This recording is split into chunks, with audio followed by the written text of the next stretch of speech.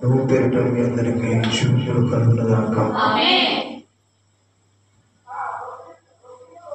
దేవునికి మహిమ కలుగునగాక.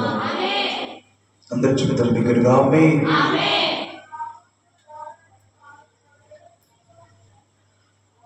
పరిశుద్ధ గ్రంథాన్ని మనం చదువుకున్నటువంటి లేఖనాల నుంచి మాట ధ్యానించాం.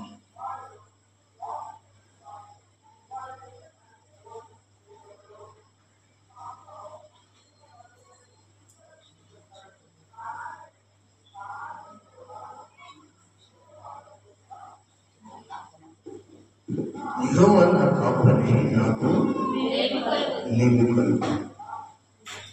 పచ్చికల చోట్లకు ఆయన నన్ను చేయొచ్చు. శాంతికరమైన జలముల యొక్క నన్ను నడిపించు. నా ప్రాణములకు ఆయన సేద తీర్చు. తన నామమును బట్టి నీతి మార్గములలో నన్ను నడిపించుచున్నాడు. గడాంధకారపు లోయలో నేను సంచరించును, ఈ అపాయములకు భయపడను. నీవు నాకు తోడయుందువు, నీ దుడ్డుకరయ్యు నీ దండమును నన్ను ఆదరించు. నా శత్రువుల ఎదుట నీవు నాకు భోజనము సిద్ధపరచును. నూనెతో నా తల అంటి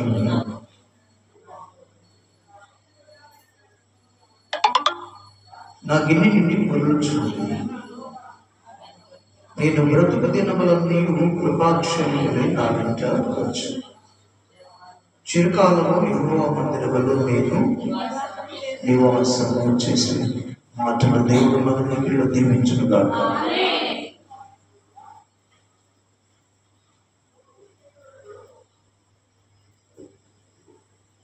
ప్రభునందు ప్రియమైన వారులారా,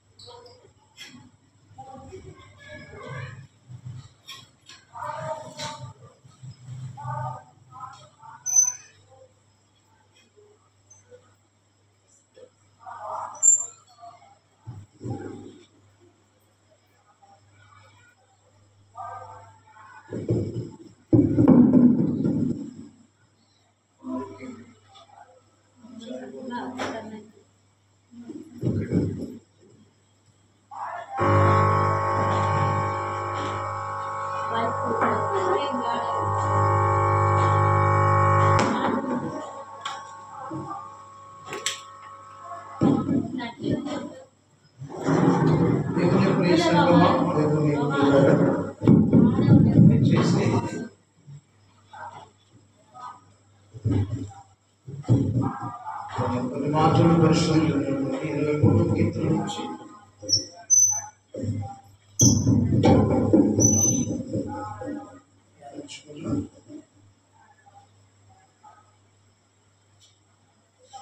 మన జీవితంలో లేమి లేకుండా ఉండాలంటే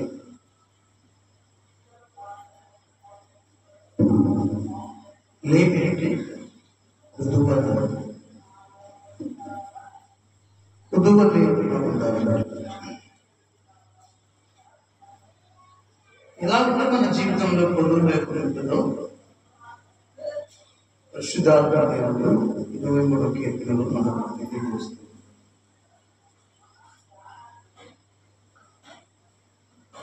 మన ప్రాణానికి సేద తీరాలి అంటే, ప్రాణానికి సేద అంటే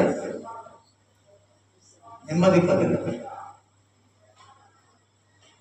ఈ లోకంలో అనేకమైన ఆపదలు వచ్చినప్పుడు మనం భయపడుతూ ఉండాలి.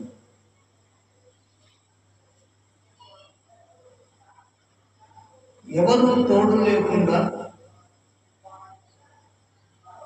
ఏ ఆశ్రయం లేకుండా ఉన్నప్పుడు మనకు కలిగే వేదనలకు కష్టాలలో మనల్ని ఎవరైనా ఆదరించాలి, ఆదరణకరమైన స్థితి కలిగి ఉండాలి.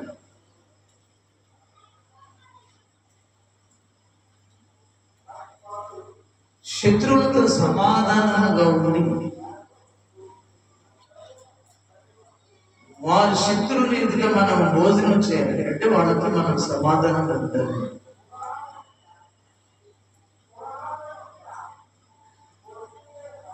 మన జీవిత దినాలన్నీ కృపాక్షేమములు మన వెంట రావాలి.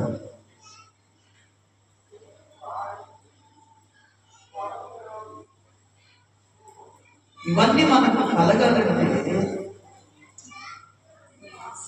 ఒకటి ఎలా ఉండాలంట, జీవితంలో లేమి లేకుండా, కొదువు లేకుండా, సమృద్ధి జీవాన్నైనా, సమృద్ధి అయిన ఆహారమైనా, వాడవారిని స్థితి లేమి లేకుండా వాడవారిని స్థితి అని చెప్పచ్చు. కరువు లేని స్థితి ఉండాలంటే మనం ఎవరు మనకి తోడుగా ఉంటే ఆ స్థితి లేకుండా సమృద్ధి జీవం కలిగి ఉంటారు, నెమ్మది కలిగి ఉంటారు. అన్ని విషయాలలో భయం లేకుండా జీవిస్తూ ఉంటారు. ఎవరు తోడు లేకపోయినా నెమ్మదిగా ఆదరణ కలిగినటువంటి స్థితి కలిగి ఉంటారు. శత్రువులతో సమాధానం కలిగి ఉంటారు. నీ జీవిత దినాలన్నీ కృపాక్షేమములు నీ వెంట రావాలంటే ఎవరు నీకు తోడుగా ఉంటే ఈ స్థితి నీకు అనుగ్రహిస్తాడు.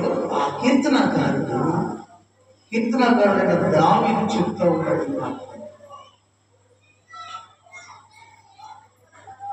ఎవరుంటే ఇవన్నీ మనకు సంప్రాప్తం అయితే అంట. ఎవరుంటే దేవుడు నీకు తోడుగా ఉంటే ఇటు స్థితి మనకు కలిగి ఉంది. జీవితంలో లేమి ఉండదు.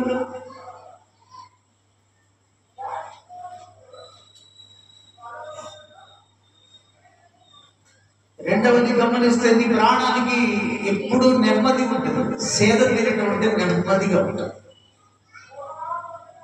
మూడవది, ఎలాంటి స్థితిలో నువ్వు ఉన్న గాఢాంధకారపు లోయలో నువ్వు వెళ్ళినా ఏ అపాయానికి, అనేక అపాయాలు వస్తాయి. గాఢాంధకారంలో అపాయాలు ఉంటాయి. నదినాన దేవుడు నన్ను బ్రతికించాడు. స్తోత్రం చెప్పుకుంటున్నాను. రెప్ప పాటలో నేను నా బిడ్డ దేవుడు బట్టి ఎప్పుడు హాస్పిటల్లో ఉంటాను సార్. పాట రాశాను బిడ్డ దేవుడు.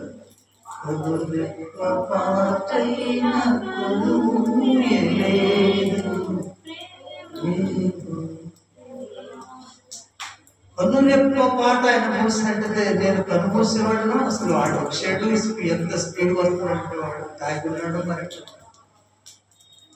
అయిపోయి తగిలినది కొట్టేశాడు అన్నాడు. అంత దూరం పడిపోయాను. దేవుని మాట కూడా నోటి వెంటాలన్నారు.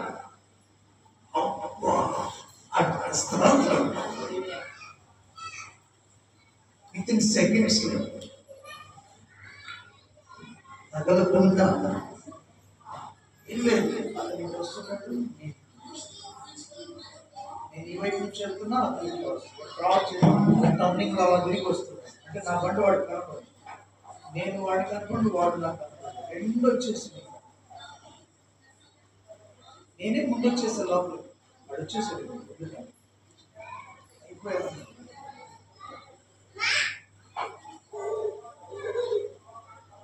కాబట్టి గాఢాంధకారంలో కష్టాలు, శ్రమలు, ఆపదలు వచ్చేది వెళ్తున్నప్పుడు కూడా వస్తారు. అంటే ఏ సమయంలో ఎలాంటి ఆపదలు వచ్చినా భయం లేకుండా బ్రతకాలి. ఇక్కడ పరిశుద్ధాత్మ దేవుడు దావీదు కీర్తనకారుడు ద్వారా 23వ కీర్తన దావీదు రాసినటువంటి. దావీదు తనకున్న దేవునితో ఉన్నటువంటి సన్నిహితం, ఆయనకున్నటువంటి ప్రేమ, ఆయనలో ఉన్న అనుభవం, దేవునిలో ఉన్న ఆయన అనుభవం వివరించి రాస్తున్న. కాబట్టి ఇవన్నీ మనం కలిగి భయం లేకుండా ఉండాలన్నా, ఎవరు ఉన్నా లేకపోయినా భయపడుతూ భీతిగా ఆదరణ లేకుండా ఉంటే ఆదరణ కలిగి ఉండడానికైనా, శత్రువులు లేకుండా శత్రువులతో సమాధానం ఉండి వాళ్ళతో కలిసి భోజనం చేయడానికి ప్రియమైన వాళ్ళ కృపాక్షేమములు నీ జీవిత దినాలన్నీ నీకు తోడుగా ఉండాలి. నీ బ్రతుకులో నీవు నిత్యము దేవుని మందిరంలో నివసించాలి. దేవుడు తోడుగా ఉంటేనే ఇవన్నీ నీకు లభిస్తాయి.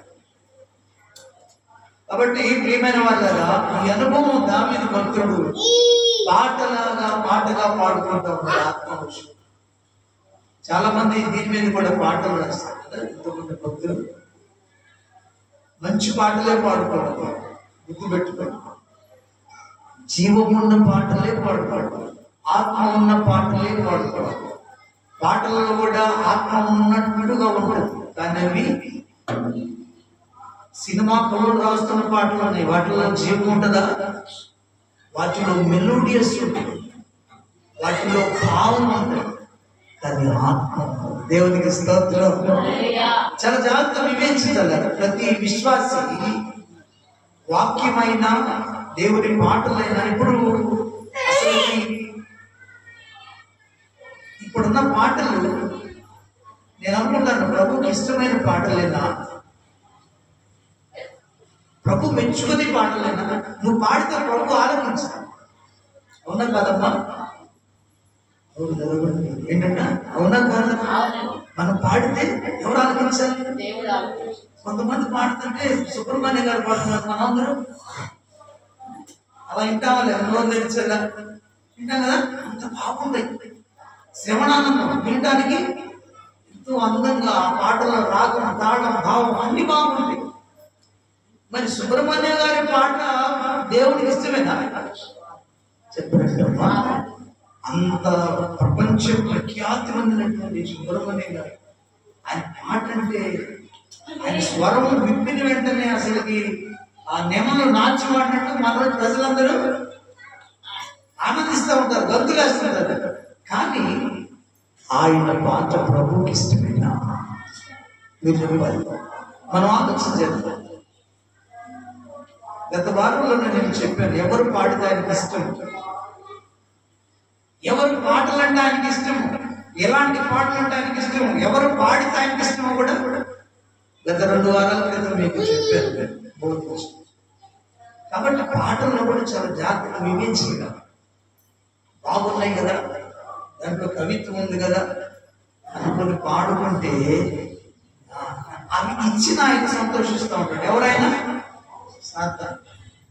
కాబట్టి ఆత్మ సంబంధమైన పాటలే పాడుకోవాలి, ఆత్మ ఉన్న పాటలే పాడుకోవాలి.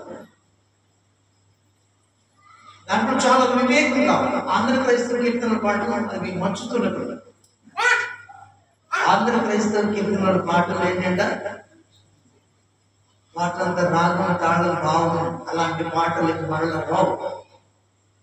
ఇప్పుడు ఎలా ఉన్నాయంటే డినామినేషన్ ఒక సిద్ధం, ఒక పాస్టర్ గారు డినామినేషన్ నాకు ఇది ఒక విచారక. ఇప్పుడు ఏసన్న గారే ఉన్నారు, ఆయన పాటలు ఆత్మీయంగా ఉంటాయని మనం అనుకుంటాం, ఆత్మీయంగానే ఉంటాయి. ఆయన అంటాడు మన పాటలు పాడడు, ఏసన్న గారి పాటలే పాడు, వేరే సంఘ పాటలు చెప్పండి. ఇక నూతన వాళ్ళ పాటలు రాసుకున్నారు, అవే వేరే. వీళ్ళు కొన్ని ఇండివిజువల్ సంఘాలు ఉన్నాయి, అవి అన్ని అందరూ పాటలు పాడతారు. సరే, ఎందుకు వివక్ష? ఒక్కొక్క సంఘ కాపరే ఒక్కొక్క పాట రాస్తున్నది, ఆయన ఒక్కొక్క పాట పుస్తకం రాస్తున్నాడు. మన పాటలు ఎవరో ఉన్నారు, మా పాటలే పాటలు, వేరే పాటలు పాడటానికి అసలు వినపడటానికి లేదు. ఏంటి వివక్ష? వాళ్ళు కూడా ఏమనుకుంటారంటే మన పాటలే మంచి, వేరే వాళ్ళ పాటలు మంచివి కాదు. అనుకుంటారు. కాబట్టి ప్రియమైన దేవుని పిల్లలారా, ప్రతి సంఘానికి ఒక పుస్తకం ఉంది. నాకు అదే నేను గమనించాను. ఇబ్రహంలో ఒక పాట చూస్తున్నాం, ప్రధానంలో ఒక పాట చూస్తున్నాం, లోతులకు ఒక పాట చూస్తున్నాం, బ్యాప్టిస్టులకు ఒక పాట చూస్తున్నాం, పెంతెకోస్తులకు ఒక పాట చూస్తున్నాం, సియోను పెంతెకోస్తులకు ఒక పాట చూస్తున్నాం. అందుకే అన్యులు అంటున్నారు, మీరు ఒకరిని యేసయ్యని ఆరాధిస్తున్నారు కానీ ఎందుకు మీకు వ్యత్యాసం? ఒకరంటే ఒకరికి కెట్టదే, ఒక సంఘం అంటే ఒక సంఘానికి కెట్టదే, ఒక కాపురంటే ఒక కాపురం కెట్టదే. మేము ఇంతమంది దేవతలను దేవుళ్ళని ఆరాధించిన మేమందరం ఒకటే అంటే ఇద్దరు మీది అంత సాతాన్ ఐక్యతే. మాలో కూడా ఐక్యత ఉండదు కానీ దాన్ని సాతాన్ని ఇలా ముక్కలు చేసాడు. మనిషి రకరకాల ముక్కలను చేసుకొని ఐక్యత లేకుండా చేశాడు సాతాను. కాబట్టి పాటలు చాలా చాలా జాగ్రత్తగా వివరించి అందరికి అర్థం కాదు. ఒక ఆయన పాట వేశాడు. ఆ పాట ఏమిటంటే, ఎదులో నిండెను నా ప్రియ 13 సాగది ప్రేమకై పరితపించింది.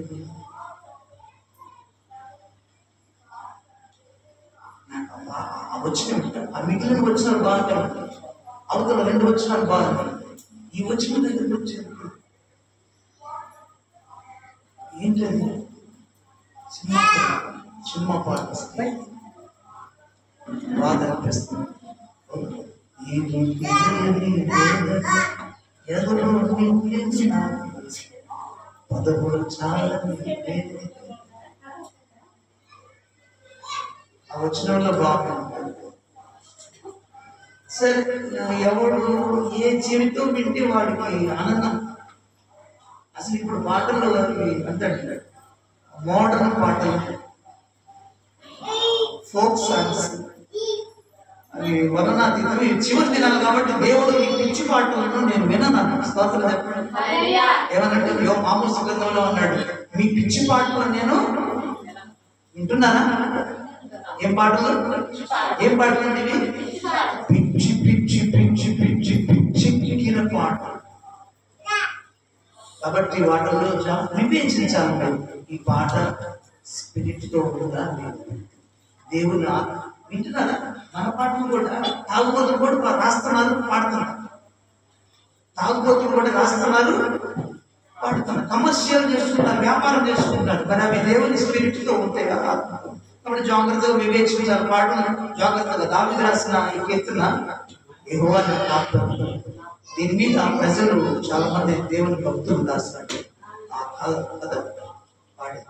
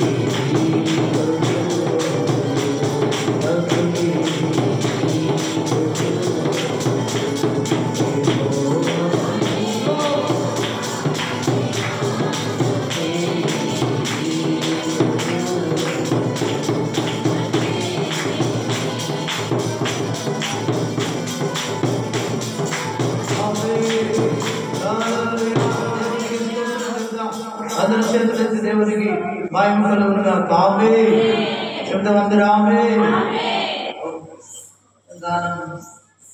దేవుని వాక్యంలో జీవం ఏముంటుందంటారు? దేవుని వాక్యంలో ఏముంది? ఆయనలో జీవం ఉండేను, ఆ జీవం మనకు వెలుగై ఉంటుంది. ఆ వెలుగు చీకటిలో ప్రకాశిస్తుంది, కానీ చీకటి దాన్ని గ్రహించదు. దేవుని వాక్యమే పాటగా, కీర్తనలు అంటే లేకపోతే పాటలు ఇంటికి వచ్చినాక ఇవన్నీ ఆలోచనలు భక్తులు పాడుతున్నటువంటి పాటలు ఆత్మతో నింపబడి పాడిన. కాబట్టి విలువైన పాటలు ఎంచుకొని ఆత్మ ఉన్నటువంటి పాటలు ఎంచుకొని జాగ్రత్తగా వివేచించి మనం దేవుడిని గణపరుస్తున్నప్పుడు ఆయనకు మహిమ వస్తుంది. మిగిలిన పాటల్లో నీకు మహిమ వస్తుంది.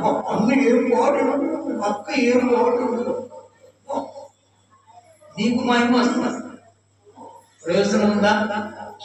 పాటలు పాడినప్పుడు నీకు మహిమ వస్తుంది. అన్నేం పాడాడు, అక్కేం పాడాడు అంటే ప్రయోజనం ఉందా?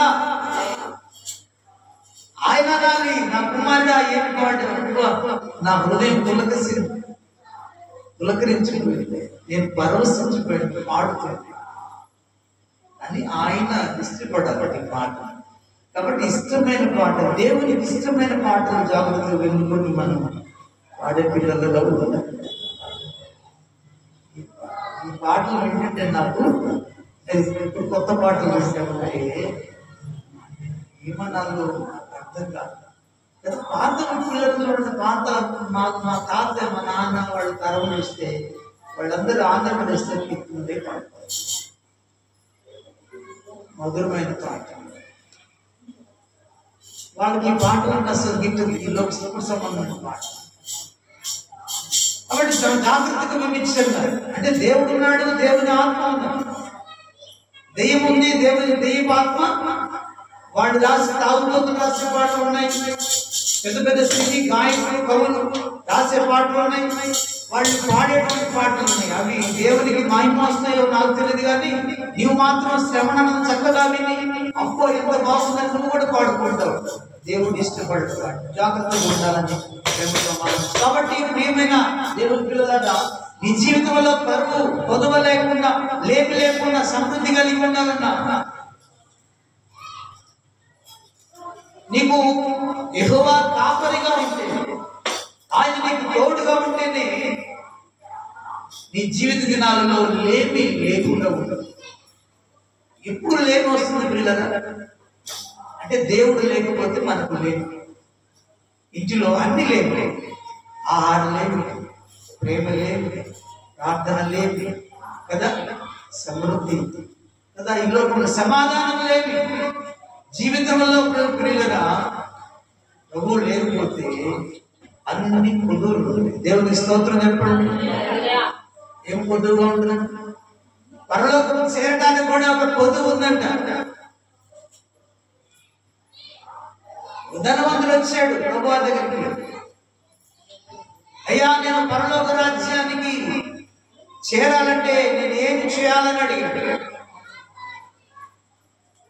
ప్రభువారు అన్నాడు, దేవుని ఆజ్ఞను గైకొను, అప్పుడు పరలోక రాజ్యంలోనికి చేరుతావు అన్నాడు. నా బాల్య దినం నుంచే నేను వాటిని అనుసరిస్తూ ఉన్నానయ్యా అన్నాడు. ఏమన్నాడు చెప్పండి? నా బాల్య దినం నుంచే నేను ఇవన్నీ పాటిస్తూ ఉన్నాను అని చెప్పేసి అన్నప్పుడు ప్రభువారు అన్నారు, చాలా మంచిదే, నీవు పరలోక రాజ్యానికి దగ్గరగా ఉన్నావాడు అని ఒక మాట అన్నాడు. నీకొకటి కొదువుగా ఉందన్నాడు. చెప్పకపోతే ధనవంతుడితో అంటున్నాడు, మంచిదే, నీవు ఆత్మలో గైకొంటున్నావు, మంచిదే, దేవుని మాట వింటున్నావు, మంచిదే, నువ్వు పరలోక రాజ్యానికి దగ్గరగా ఉన్నావు. అయితే కుమారుడా, నీకొకటి కొదువుగా ఉంది అన్నాడు. చెప్పండి చెప్పండి, ఏంటంట? నీకొకటి కొదువుగా ఉన్నది అన్నాడు. ధనవంతుడు ఆశ్చర్యపోయి ఏంటో నాకు కొదువు అనుకొని ప్రభువారి వైపు చూస్తా ఉన్నాడు. అప్పుడు ప్రభువారు అన్నాడు కదా, నీవు మిక్కిలి ధనవంతుడు అని నాకు అర్థమవుతుంది. నీ ధనాన్ని అమ్మి పేదలకి ఇవ్వమని, నీ సమస్తాన్ని, నీ ధనాన్ని పేదలకి ఇవ్వమని. మత్తయి సువార్త 19వ అధ్యాయం, మత్తయి సువార్త 19వ అధ్యాయం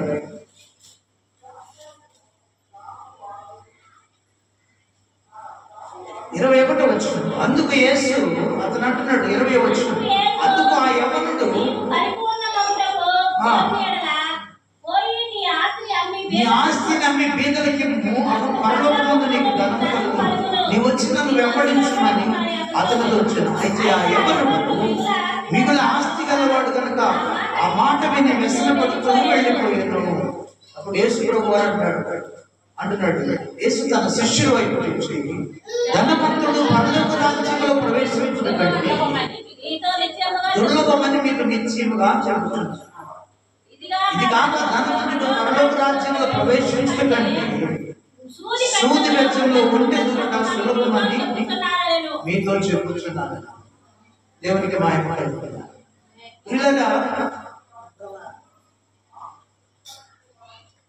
ఇతని జీవితంలో పొదువు ఒకటి ఉంది, అన్ని ఉన్నాయి. పాత నిబంధన ప్రకారం ఆరాధనకు వెళుతున్నాడు, మందిరానికి వెళుతున్నాడు, వాక్యం వింటున్నాడు, ప్రార్థనకు వెళుతున్నాడు, ఆరాధనకు వెళుతున్నాడు, ఆయన ఆరాధిస్తున్నాడు, ఆజ్ఞలు వింటున్నాడు, ఆజ్ఞలు గైకొంటున్నాడు, అన్ని బాగానే ఉన్నాయి. కానీ ఒక పొదువు ఉందని చెప్పాడు. అయ్యా, నేను ఇవన్నీ పాటిస్తూనే ఉన్నానయ్యా. మరి పాటిస్తుంటే మరి ఎందుకు వచ్చి నన్ను అడిగావు అన్నట్టుగా ప్రభువారు, మంచిదే, నువ్వు ఆజ్ఞలు పాటించడం మంచిదే, కానీ ప్రియమైన బిడ్డ, నీకు ఒక్కటి కొదువుగా ఉండదు. ఈరోజు నన్ను బట్టి ప్రశ్న వేసుకుంటే మనకు ఒకటి కాదు, మనకు అన్ని కొదువు. దేవునికి స్తోత్రం. ఇప్పుడు అన్ని, ఎందుకంటే దేవుడు మనకి తోడుగా లేడని అర్థం. కాబట్టి పిల్లరా, నీకు ఒకటి కొదువుగా ఉంది, నా కుమారుడిని వెళ్ళి నీ ఆస్తి నమ్మి పేదలకి ఉన్నాడు. ఎవరైనా ఇస్తారా? అపోస్తలుడైన పౌలు గారు కోటీశ్వరుడు. అపోస్తలుడైన పౌలు గారు కోటీశ్వరుడు, ధనవంతుడు, ఎంతో చదవడు, ఎన్నో డిగ్రీలు ఉన్నటువంటి వాడు.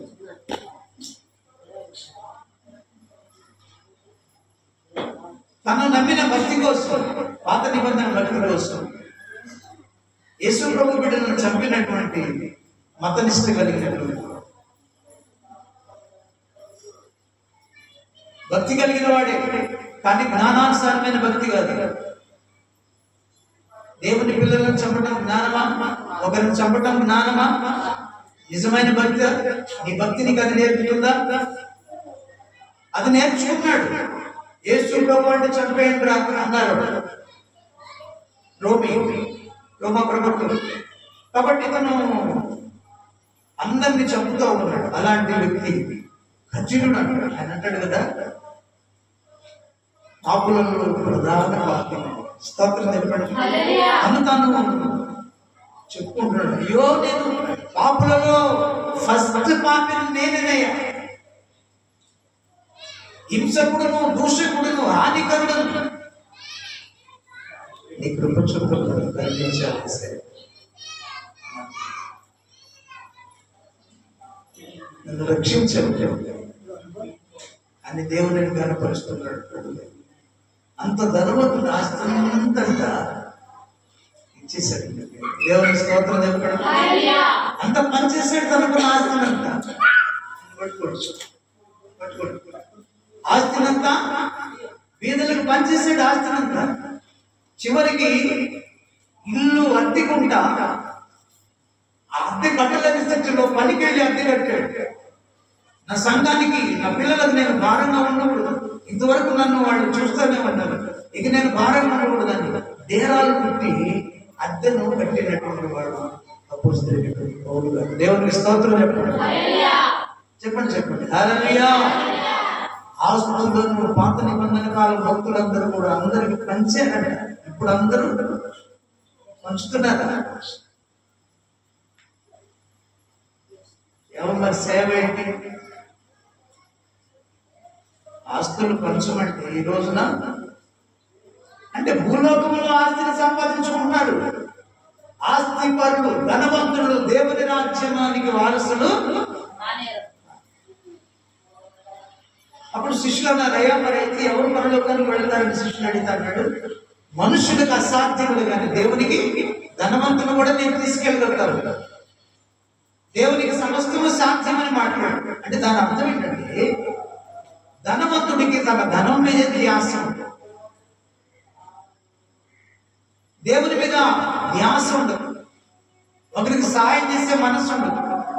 ధనము దినదినము ధనాన్ని పెంచుకోవాలని చూస్తాడు కానీ తన ధనములో దేవునికి పాలించేవాడుగా ఉండడు, తన ధనములో ఇతరులకు పాలించేవాడుగా ఉండడు, సాయం చేసేవాడుగా ఉన్నాడు.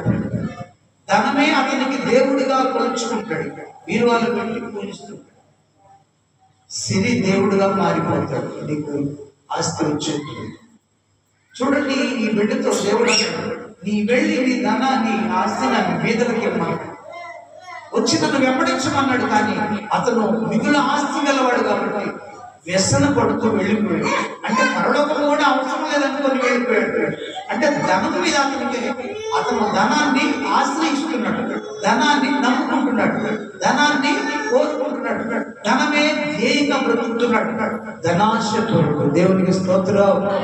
కాబట్టి ధనాశ సమస్త కీడులకు చూడండి. తిమోతి పత్రికలు 6వ అధ్యాయంలో భక్తుడైనటువంటి పౌలు గారు తిమోతికి రాస్తున్నారు, తిమోతి ఇది ఆశించి అనేకులు విశ్వాసం అంటే భ్రష్టులైపోయారయ్యా. 9-10 వచ్చిన 6వ అధ్యాయం మొదటి తిమోతికి రాసినటువంటి మొదటి పత్రిక తిమోతికి ధనవంతులకు అపేక్షించువారు శోధనలను, వీళ్ళను అవివేకయుక్తమైన హానికరమైన అనేకమైన దురాశలను పడుదురు. అట్టి మనుషులను నష్టములను నాశనంలోనే ముంచివేయి. గుర్తుపెట్టుకోండి, ధనాశ సమస్త కీడులు. ఎందుకనగా ధనాపేక్ష సమస్త కీడులకు మూలము. కొందరు దానిని ఆశించి విశ్వాసం నుండి తొలగిపోయి నానా విధ బాధలు తమ్ము తామే పొడుచుకున్నారు. యూద భక్తులు ధనాశ ప్రభువాన్ని వెంబడిస్తున్నారు. ఈరోజు కూడా మనం అలానే యూదాలాగానే ఉన్నాం. ప్రభువును వెంబడిస్తూనే ఉన్నాం. లోపల మాత్రం మార్పు రాదు, క్రమశిక్షణలో మార్పు రాదు,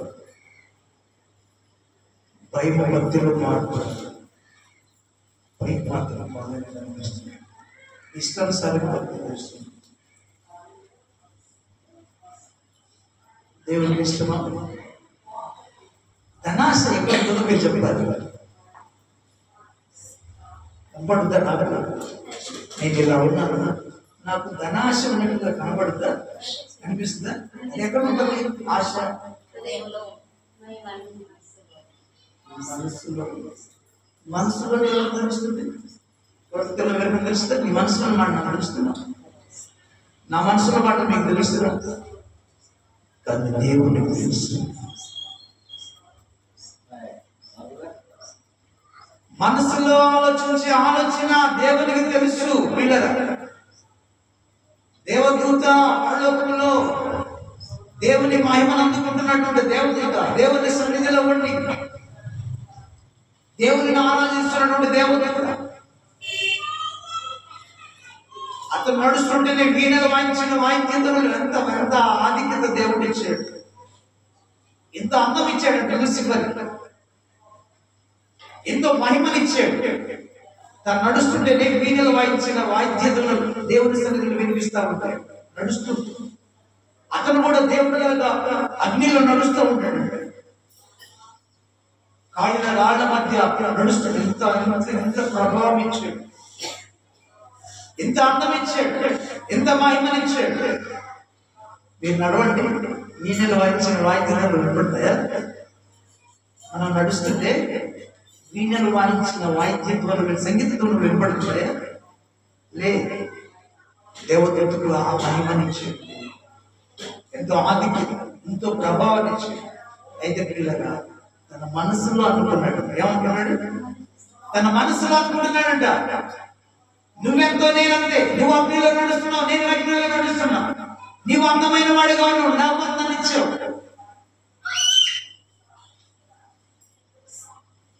ఎంతో ప్రభావాన్ని నాకు పీడించావు కాబట్టి దేవదూతలందరూ నిన్ను పూజిస్తున్నారు. నీకు నాకు తేడా ఏమీ లేదు కాబట్టి ఉత్తర దిక్కున సభా పర్వతం మీదకి ఎక్కిపోయి నీ మహిమ సింహాసనం మీద దానికంటే నీ సింహాసనం అంటే నా సింహాసనాన్ని హెచ్చించుకుంటాను అనుకున్నాడు. కూర్చుంటాను అనుకున్నాడు. సభా పర్వతం మీద కూర్చుంటాను అనుకున్నాడు. ఎక్కడ అనుకున్నాడు? ఎక్కడ ఎక్కడ అనుకున్నాడు? తన మనసులో అనుకుంటున్నాడు. ఎక్కడ అనుకున్నాడమ్మా? కాబట్టి పాపం జరిగేది మొదటగా ఎక్కడన్నా నీ మనసులో. కాబట్టి నీ మనసును కాచుకోవాలి, నీ మనసును సిద్ధపరచుకోవాలి, నీ మనసును కాపాడుకోవాలి. ప్రాకారం లేని పురమెంతో తన మనసును అణుచుకున్న వాడు కూడా అలాంటి వాడు. మనసును అణుచుకోవాలి, మనసును పట్టుకోవాలి, మనసును కాపాడుకోవాలి, మనసులో దేవుని నిలుపుకోవాలి. దేవుని స్తోత్రం చెప్పండి. రోమపత్రికలు అంటాడు, వారు తమ మనసులో దేవునికి చోటు ఇవ్వలేదంట. మనసులో చోటు లేదు, అన్నిటిలో చోటు ఇస్తున్నాం. ఇంట్లో ఇస్తున్నావు, మిగిలిన అన్నిటిలో నీ నోట్లో ఇస్తున్నావు, పాటలు పాడతానంట.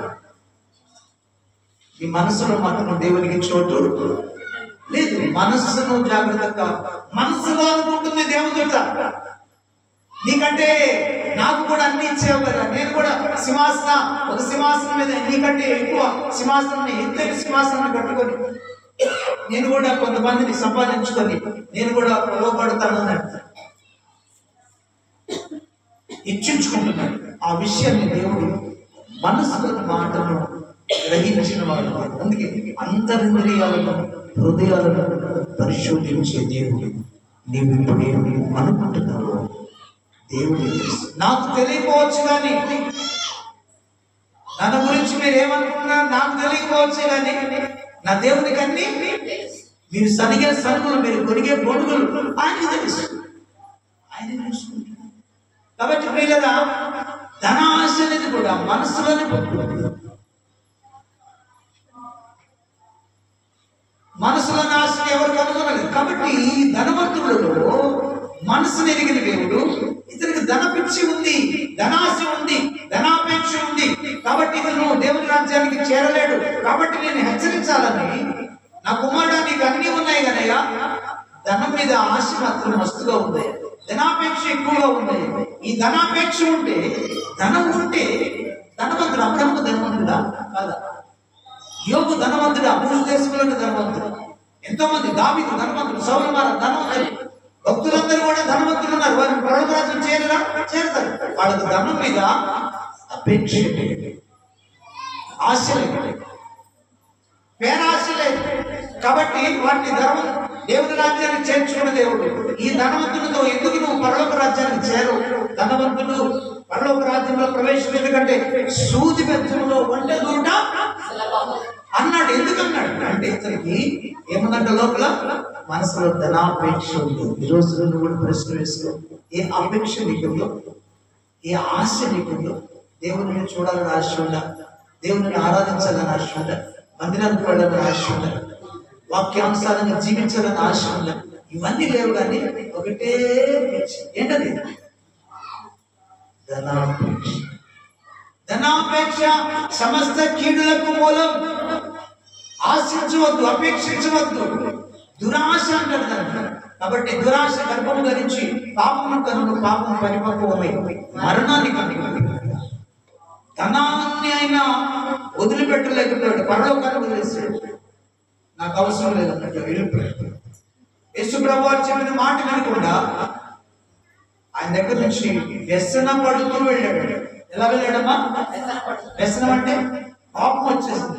ఎవరైనా ఇంత భక్తి చేస్తుంటే, ఇన్ని ఆజ్ఞలు పాటిస్తూ ఉంటే, ఇంత నీతిగా బ్రతుకుతూ ఉంటే, ఇంత కానుకిస్తూ ఉంటే నాకు పరలోకం లేదంటావా? ఆస్తి నా పేదలకు ఇవ్వమంటావా? నా ఆస్తి నా మీద ఎట్లాగా? అన్ని వ్యసన పడుతూ వెళ్ళిపోయాడు. కాబట్టి పొద్దుగా ఈ రోజున దేవుడు ఉన్నాడు, అతనికి భక్తి ఉన్నది, ఆజ్ఞల వైపు ఉంటున్నాడు, భక్తి చేస్తూనే ఉన్నాడు, మందిరానికి వెళ్తూ కానుకలు ఇస్తున్నాడు, ఉపవాసాలు ఉంటున్నాడు, అన్ని ఉంటున్నాడు. కానీ ఏముందంట? ధనాశ తన జీవితంలో. ధనాపేక్ష. ఒక దైవజనుడు ఉన్నాడు, ఆయన అబ్రాహం గారు. ఆయన ఒకసారి ఆయన వచ్చిన కానుకలు కూడా, అంటే పెద్ద సంఘాలు, 1000 సంఘాలు పెట్టాడు ఆయన, 600-700 సంఘాలు పెట్టాడు. అయితే పరిచారకులే అక్కడ ఉన్న పాస్టర్ గారిని ఆ కానుకలు కూడా లెక్కిస్తారు. ఆయన మాత్రం ధనాన్ని మొదటి నుంచి కూడా అసలు ముట్టుకోవటం. అంటే ఆయన మ్యారేజ్ కాకుండా, పెళ్లి లేకుండా సేవ చేస్తుంది. ఏం బాధలు ఉంటాయి? ఆయన దగ్గర ఒక 10 కోట్ల రూపాయలు సంపాదించాడు ఒక పాస్టర్, చిన్నగా వెనకేస్తాడు. దేవునికి మహిమ కలుగును గాక. చెప్పండి చెప్పండి హల్లెలూయా. ఆయన చనిపోయిన తర్వాత బయటపడింది ఆయన ఇలా చేశాడు. కాబట్టి ప్రభునందు ప్రియులారా, గెహాజీలు వీళ్ళందరూ, యూదాలు వీళ్ళందరూ, ఎవరికైతే ధనాపేక్ష, దేవుని మీద కంటే ధనం మీద, లోకం మీద ఆశలు అపేక్షలు ఉంటాయి, వాళ్ళందరూ ఎలా అవుతారంట? ఉచ్చుకొని చేస్తారంట. యూదా ఉరేసుకొని, ఉరి తెగిపోయి కింద పడి పేదలు పగిలిపోయి చనిపోయాడు, బయటకు వచ్చి పెట్టాడు. అందుకే ప్రభు అన్నాడు, అయ్యో నువ్వు నన్ను అప్పగిస్తున్నావు, నన్ను అప్పగించే మనిషికి శ్రమ, వాడు పుట్టి ఉన్నది ఎడగా మేలు అన్నాడు. ఈ దేవుని పిల్లలు కాబట్టి ధనాశను చంపుకుందాం, పరలోక రాజ్యానికి చేయాలి. ధనము దేవుని వాక్య భాగంలో ఉంది. ఒకసారి చదవండి సామెతల గ్రంథం. నేను ముగిస్తున్నాను, నాకు సమయం లేదు, వచ్చినట్టు చెప్తాను. ఆ సామెతల గ్రంథంలో ఒక మాట మనం చూద్దామా? ఉగ్రత దినాన నీ ధనము నిన్ను కాపాడలేదని సొలొమోను మహారాజు రాస్తా ఉన్నాడు. ఒకసారి చూద్దాం. 11వ అధ్యాయం 4వ వచనం.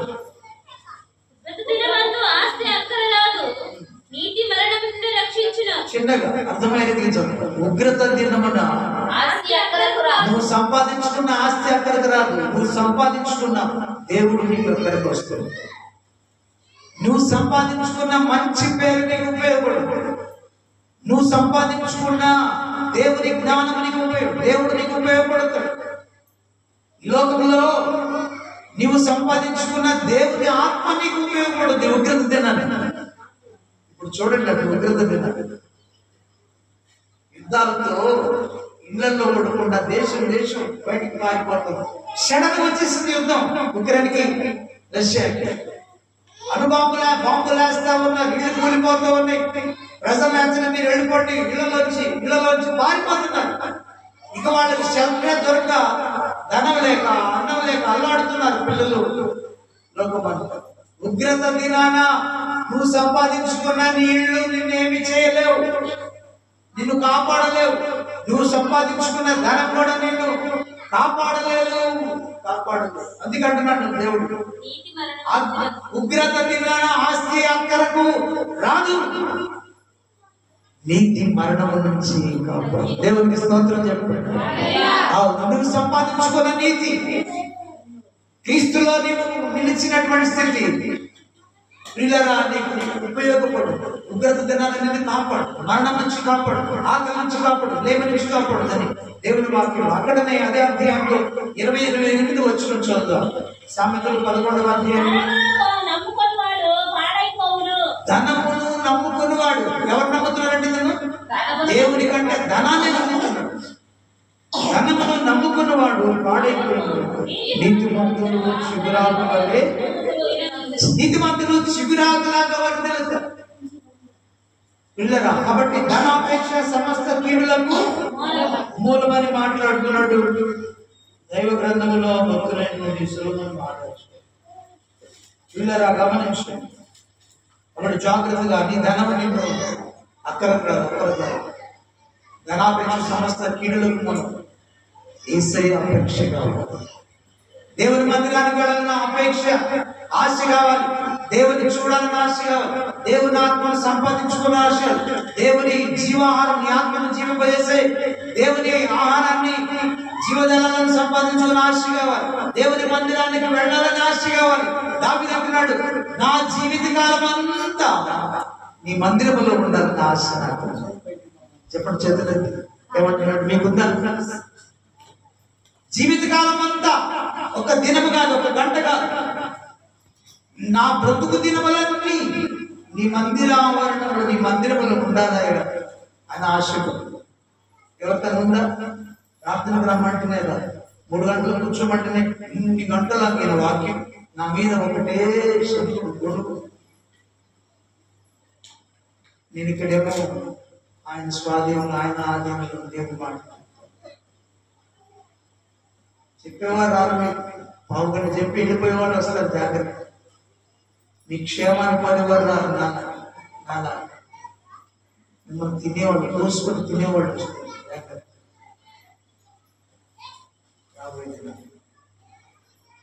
కాబట్టి ప్రభునందు ప్రియమైన వాళ్ళ ధనాపేక్షను, నీకున్న కొద్దువ ధనం మీద ఉన్న ఆశ, నీకు అన్ని బాగానేమని నీ బతికి బాగానే చేస్తుంది.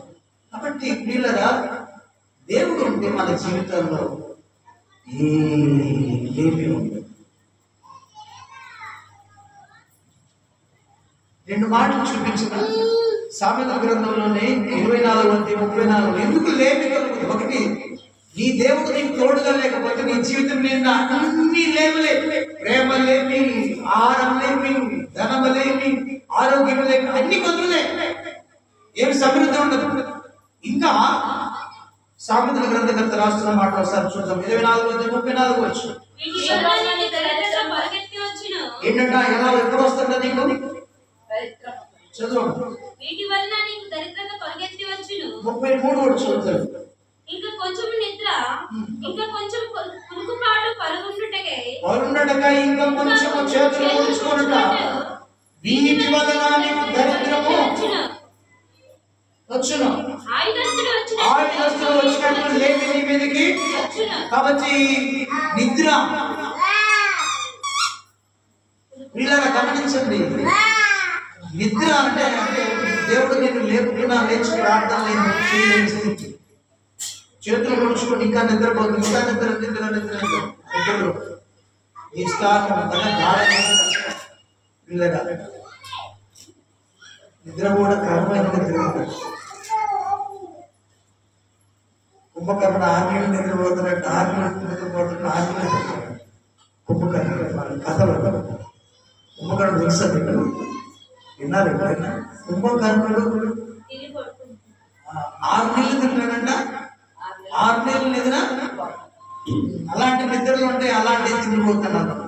కాబట్టి పిల్లగా దరిద్రత ఎప్పుడు వస్తుందంటే, లేమి నీ జీవితానికి ఎప్పుడు వస్తుందంటే, నీవు అలా ఎక్కువ నిద్రను ప్రేమిస్తే, నిద్ర నిద్ర ఎక్కువగా కులుగుపాటుగా, నిద్ర ఇంకా కొంచెం కులుగుపాటు, పరుండగా ఇంకా కొంచెం చేతులు ముడుచుకున్నట, వీటి వలన దరిద్రత పరిగెత్తుకుని వచ్చును.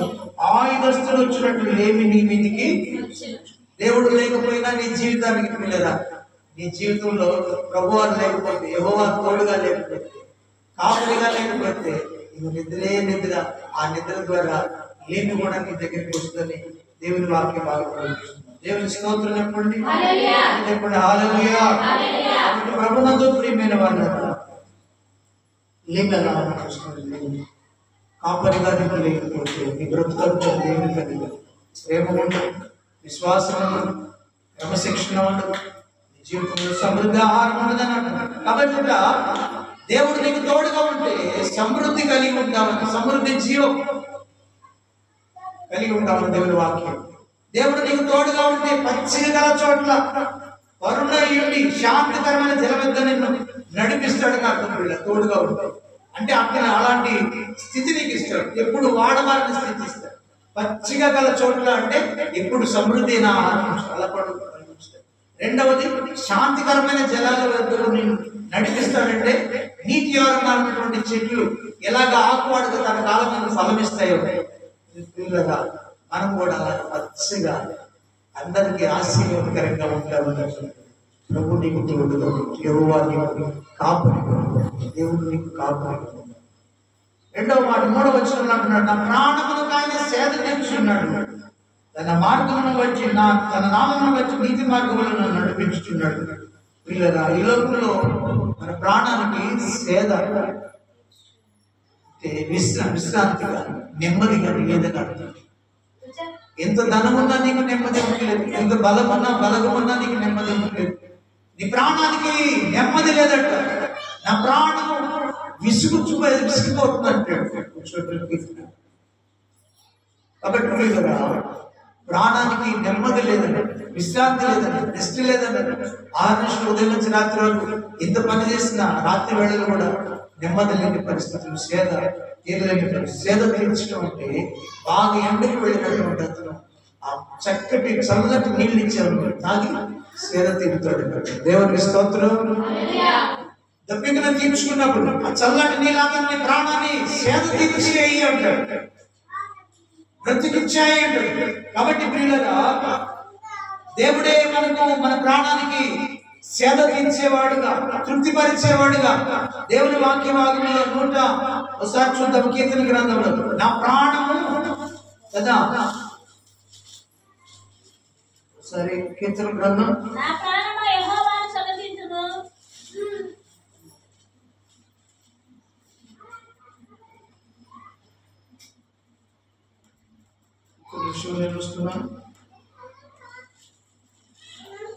ఆశ గల ప్రాణాన్ని ఆయన తృప్తిపరుస్తాడని లేఖనం ఒకసారి మీకు చూపిస్తాను. 107వ కీర్తన 9వ వచనం త్వరగా. ఆశ గల ప్రాణం ఆయన తృప్తిపరచును, సేదైన తృప్తిపరచడమైన పిల్లగా. ఎప్పుడైతే నీకు దేవుని ఎడల ఆసక్తి, ఆయన నీడలో బ్రతకాలన్న ఆశ ఉంటుంది, ఆయన నిన్ను కాపరిగా ఎప్పుడైతే ఆయన కాపరత్వంలో ఆయన నీడలోనే బ్రతుకుతావు, వీళ్ళరా నీ అనుభవం ఎలా ఉంటుందంటే ఎప్పుడు నీ జీవితంలో లేమి లేకుండా ఉంటారు. రెండవది, జలముని యొక్క నాటబడిన వృక్షం ఎలాగ పచ్చగా ఉంటుంది, అలాగే నీ జీవితంలో పచ్చదనం, సంతోషాన్ని, సమృద్ధిని, క్షేమాన్ని కలిగి ఉంటుంది. వీళ్ళరా మూడోది అంటున్నాడు, నీ ప్రాణానికి ఎప్పుడు ఇక సేద తీరటం అనేది ఉంటుంది, కానీ ఆ విసుగు చెందడం కానీ కదా దప్పిగా ఉండటం కానీ ఉండదని దేవుని వాక్యం. ఎప్పుడైతే నీవు ఆశ కలిగి, ఆశ ఎలేదుగా ఆశ కలిగిన ప్రాణాన్ని తృప్తిపరుస్తారు. ఏంటి ఆశ? దేవుని మందిరానికి రావాలని ఆశ, దేవుని వాక్యాన్ని వినాలని ఆశ, దేవుని చూడాలని ఆశ కదా. నువ్వు కలిగి ఉన్నప్పుడు వీళ్ళగా ఆయన నిన్ను సేద తీరుస్తాడు, తృప్తిపరుస్తాడని అర్థం. ఆశ కలిగ ప్రాణాన్ని, ఆశ కలిగి ఉంటేనే తృప్తిపరుస్తాడు. ఆశ లేకపోతే దేవుని సన్నిధికి వస్తున్నా కానీ ఆశ లేదు, నిరాశ నిస్పృహలే ఉన్నాయి, ప్రయోజనం లేదు పిల్లరా. కాబట్టి ప్రియమైన దేవుని పిల్లలారా, ప్రాణాన్ని సేదగిచ్చి తన నామం బట్టి నీతి మార్గంలో నేను నడిపిస్తాడు. 4వ వచనంలో గమనిస్తే గాఢాంధకారపు లోయలో నీవు సంచరించిన, గాఢాంధకారపు లోయలంటే చీకటిలో నీవు సంచరించిన ఏ తెగులు నీ గుడాలను సమర్పించదన్నారు. 91వ కీర్తనలో ఆ మాటలు ఉన్నాయి, ఒకసారి చదవండి. ఏ అపాయము రాదు, ఏ తెగులు నీ గుడారము సమీపించదని మాట్లాడుతున్నాడు. గాఢాంధకారపు లోయలో నీవు సంచరించిన ఏ అపాయమునకు నీవు భయపడవు. 91వ కీర్తన నీకు అపాయమేమీ రాదు, ఏ తెగులును నీ గుడారము సమీపించదు. నీకు అపాయమేమీ రాదు, ఏ తెగులు నీ గుడారము సమీపించదు. నీ మార్గముల నిన్ను కాపాడకు. ఆయన నిన్ను గురించి తన దూతలను చీకటిలోకి వెళ్తుంది. గాఢాంధకారం చీకటి. విన్నాను నేను బాల్యం, అంటే బాల్యం అంటే 10th క్లాస్ ప్రాంతంలో చీకటిలో అర్ధరాత్రి 1 గంటప్పుడు ఏమి పనులు. నేను ఆశ్రమం చూస్తా వీళ్ళ అర్ధరాత్రి నడిచిపోవాల్సి వచ్చింది. ఆ ఊరు నుంచి ఇక్కడికి వచ్చేసరికి ఇంకా కేబుల్ లేవు. ఆ చీకటిలో భయంకరమైన చీకటి.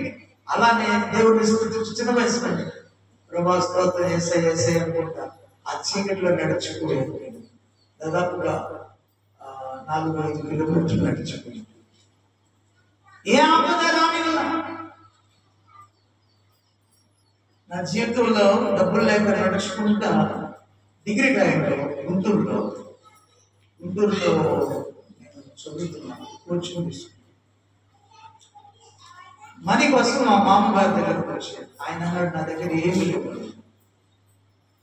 నడుచుకుంటూ పోయేవారు. వర్షం నడుచుకుంటూ సగం దూరం పోయారు. ఒక డబ్బు దగ్గర కొంచెం మంచినీళ్ళు అప్పుడులాగా రూపాయికి 2 రూపాయలకు వాటర్ అమ్మట్లేదు. వాటర్ ఎవరు అడిగినా హోటల్ తెస్తే నడుచుకుంటూ పోతే అక్కడ కొంచెం మంచినీళ్ళు అడిగితే నీళ్ళు ఇచ్చేది. ఎవరు బాగుపడుతున్నాడు, ఎవరో బయలు ఎక్కువ చెప్తున్నాం. నా ఇట్లా మనీ లేవు, నడుచుకుంటూ పోతున్నాను. దేవుని స్తోత్రం చెప్పండి. ఎక్కడికి వెళ్ళాలి, గుంటూరు ఎప్పుడు చచ్చిపోతావురా అంటున్నాడు. అంత దూరం నడుస్తావు, అసలు ఇంత దూరం ఎక్కడ నడిచి వచ్చేవారు అని దేవుని దైవని బండి అతను ఒక లారీ నాపి, ఒక లారీ డ్రైవర్తో ఈ అబ్బాయి నడుచుకుని పోతున్నాడు. అతను నా గుంటూరు అంటూ అతను మాట్లాడుతున్నాడు.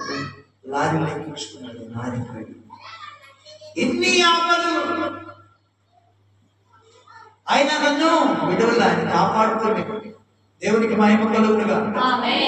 ఆయన ఆశ కలిగిన ప్రాణాన్ని తృప్తిపరుస్తాడు. ఖచ్చితంగా తోడుగా ఉంటాడు. గాఢాంధకారంలో నీవు వెళ్ళినా ఏ అపాయము రాదంటున్నాడు. అంతే ఎవరు నీకు తోడుగా ఉంటే నీ దేవుడు నీకు తోడుగా ఉంటే నీకు భయమే ఉండదు. గాఢాంధకారపు లోయలో నీవు సంచరించిన ఏ అపాయము నీకు రాదు కదా. ఏ అపాయానికి భయపడమంటున్నాడు. తోడుగా ఉన్నాడు కాబట్టి నేను భయపడకుండా వెళ్ళటం జరిగింది. కాబట్టి నీవు నాకు తోడుగా ఉంటావు. నీ దుఃఖ నీ దండము నన్ను ఆదరిస్తున్నాను.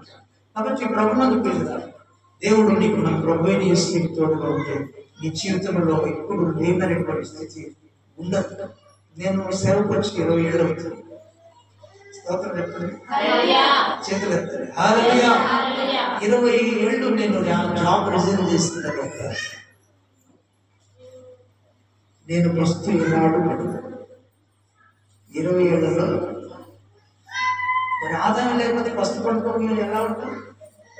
దేవుడు ఉండకపోతే, దేవుడు తోడుగా ఉండకపోతే, ఏ పని చేయకపోతే ఫస్టే కదా. మీరు అన్ని వారం రోజులు పనిచేసిన కుటుంబాల్లో ఫస్టే కనపడుతుంది, లేపు కనిపిస్తావు.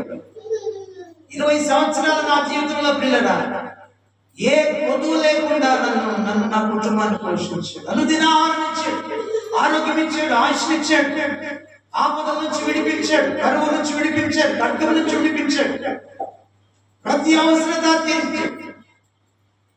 భయపడాల్సిన ఏ అపాయానికి భయపడాల్సిన పని లేదు. మీ బిడ్డలారా నేను అనుకుంటాను ప్రభా 20 ఏళ్ళు గడిపాడు.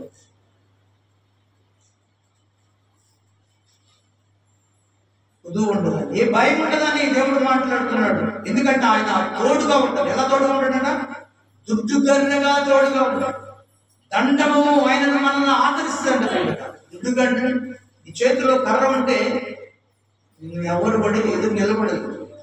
అలాగా ఆయన నీకు ఒక బలమైన సాధనంగా తోడుగా ఉంటాడు, యోధుడుగా తోడుగా ఉంటాడు, సైన్యములకు అధిపతిగా నీకు తోడుగా ఉంటాడు. చీకటిలో వెళ్ళిన ఆయన తోడుగా ఉంటాడు, దూతలను తోడుగా పంపిస్తాడు. చిన్న పంపించాడు దూతలు. కాబట్టి బండి అంత స్పీడ్ వచ్చి నాకు తగిలించి రేపు స్ట్రక్టర్గా కొనుక్కున్నాడు. బండి రాసుకుంటూ వచ్చి రోడ్డు అయిపోయింది. అంత దూరం పడి ఆడి స్పీడ్ కొడితే ఒక హాస్పిటల్లో ఉంటాడు. నేను అనుకుంటున్నాను, నీ దయ ఈ రోజున మందిరాన్ని తీసుకొచ్చు. దేవుని స్తోత్రం చెప్పండి, చెప్పండి హల్లెలూయా. బలవంతుడుగా, దుడ్డుకరంటే బలము కలిగిన వాడుగా, సైన్యములకు అధిపతిగా నీకు తోడుగా ఉంటాడు. ఆయన నీకు తోడుగా ఉండి, ఆయన కాపరిగా ఉంటే, ఆయన దేవుడుగా ఉంటే నీకు ఏ భయం రాదని అర్థం. పిల్లగా ఏ భయం రాదు. ఇక శత్రువులు ఉన్నారనుకోండి, ఎవడైనా శత్రువులు లేచారనుకోండి, భోజనాన్ని సిద్ధపరుస్తాడంట. ఈ దేవుడు నీకు తోడు. ఇక నీకు శత్రువు ఎవరు ఉండడని అర్థం. ఒకవేళ ఉంటే వాడి కంటిని వాడు పలుచుకున్నాడు. నీకైతే దేవుని పిల్లలకి ఎవడైనా శత్రువుగా లేచాడనుకోండి, గమనించండి, నీవే భయభక్తులు కలిగి ఉంటే, ఆయన నీకు కాపరిగా ఉంటే, ఆయన దుడ్డు కరగడం నీకు తోడుగా వస్తే, తన దూతలు నీకు పంపిస్తే, నీ శత్రువే వాడి కంటితో వాడే పడుచుకుంటున్నాడు. అంతే. లేకపోతే నీకు సమాధాన పడుతున్నాడు, భోజనాన్ని సిద్ధపరుస్తాడు, ఖచ్చితంగా మార్చేస్తాడు. అతను మారకపోతే మరణమే. 10 మంది మాంత్రికులు చచ్చి కూర్చున్నారు. దేవుడు చేతుల స్తోత్రం చెప్పు. మీకు గట్టి మంచి దేవుడు చేసింది మీరు చెప్పి చెప్పలేదు. మీరంతే. ఒకసారి అందరూ చేతులు ఎత్తండి గట్టిగా, బిగ్గరగా హల్లెలూయా. స్తుతించడంలో తప్పు లేదు. ఆ సంఘం ఈ సంఘం అనే దౌర్భాగ్యం పట్టుకోవాలి. 10 మంది మాంత్రికులు వచ్చారు. ఈ దాసునికి వ్యతిరేకంగా నిలబడి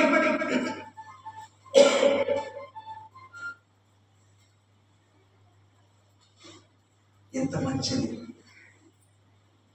15-16 సంవత్సరాలు వాళ్ళని చూసి చూసి వచ్చుకొని అనేక కష్టాలు పెట్టినా, అనేక పట్లు కట్టినా, అనేక బాధలు కలిగించిన. ఇందాక మనం చదువుకున్న లేఖనాల్లో, ఇందాక మనం చదువుకున్న లేఖనం 34-35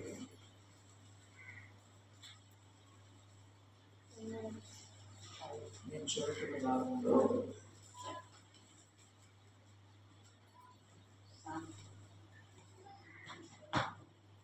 రాత్రి నేను చదువుకుని ధ్యానించిన భాగం, దానిలో అందరూ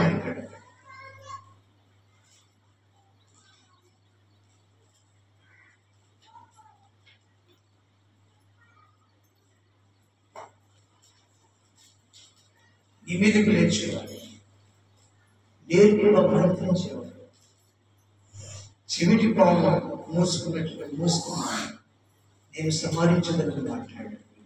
కాబట్టి ప్రభు నాకు ప్రియులుగా ఎంత ప్రేమ కలిగింది. వాళ్ళ రక్షణ కూడా ప్రార్థన చేసి, అయ్యా వాళ్ళకి తెలియదు, దేహాలు బట్టి అలా చేస్తున్నారు, కాబట్టి కాపాడు కాపాడు కాపాడు నన్ను, నా కుటుంబాన్ని, మా అక్కని కూడా చివరికి ఆమె దేవుడు అనిపిస్తే. కాబట్టి ప్రభునందు ప్రియమైన దేవుని పిల్లలు, దేవుని బిడ్డగా 15 సంవత్సరాలు చూసి వాళ్ళలో మా బాబాయ్, వాడి తండ్రి కూడా, నాకు బాబాయ్ అవుతుంది, మా ఇంటి ప్రక్కనే 2 ఇళ్ళు అవుతారు.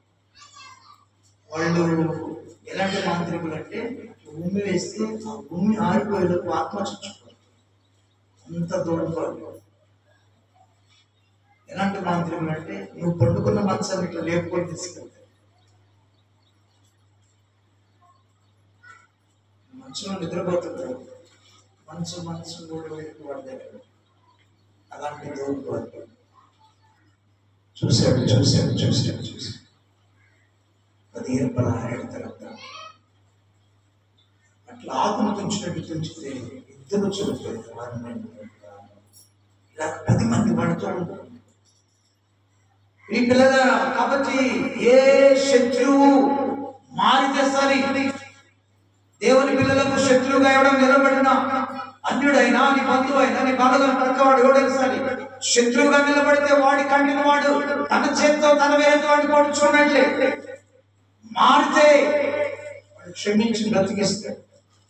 కాబట్టి ప్రియులారా, ఏ అపాయము రాదు, ఏ గుడారము నీ తెగుల్లో సమీపించదు.